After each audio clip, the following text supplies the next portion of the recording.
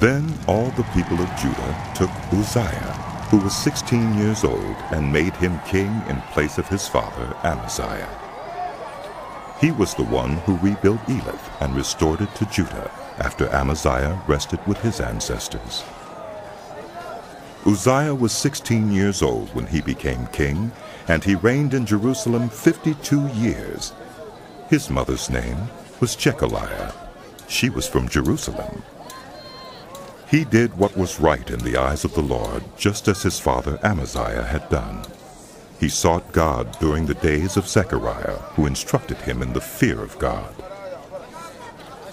As long as he sought the Lord, God gave him success.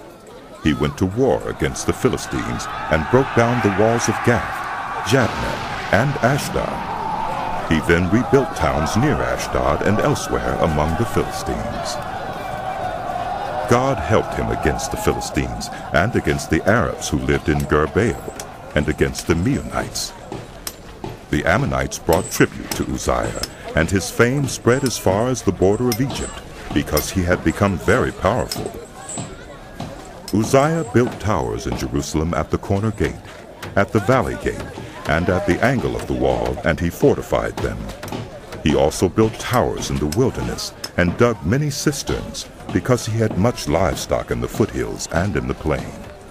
He had people working his fields and vineyards in the hills and in the fertile lands, for he loved the soil. Uzziah had a well-trained army, ready to go out by divisions according to their numbers, as mustered by Jeiel, the secretary, and Maaseiah, the officer under the direction of Hananiah, one of the royal officials.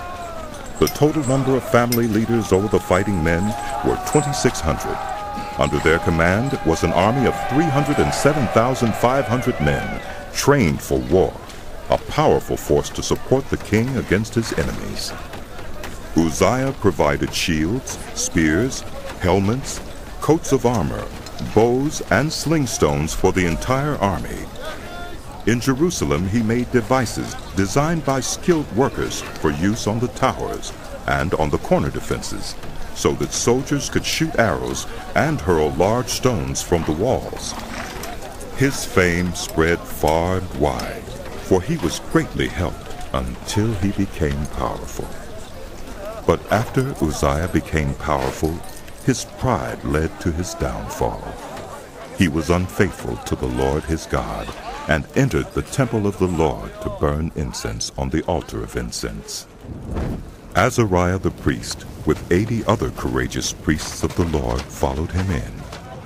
They confronted King Uzziah and said, "It is not right for you, Uzziah, to burn incense to the Lord. That is for the priests, the descendants of Aaron, who have been consecrated to burn incense. Leave the sanctuary, for you have been unfaithful, and you will not be honored by the Lord God." Uzziah, who had a censer in his hand ready to burn incense, became angry. While he was raging at the priests in their presence before the incense altar in the Lord's temple, leprosy broke out on his forehead. When Azariah the chief priest and all the other priests looked at him, they saw that he had leprosy on his forehead, so they hurried him out. Indeed, he himself was eager to leave, because the Lord had afflicted him. King Uzziah had leprosy until the day he died. He lived in a separate house, leprous and excluded from the temple of the Lord. Jotham, his son, had charge of the palace and governed the people of the land.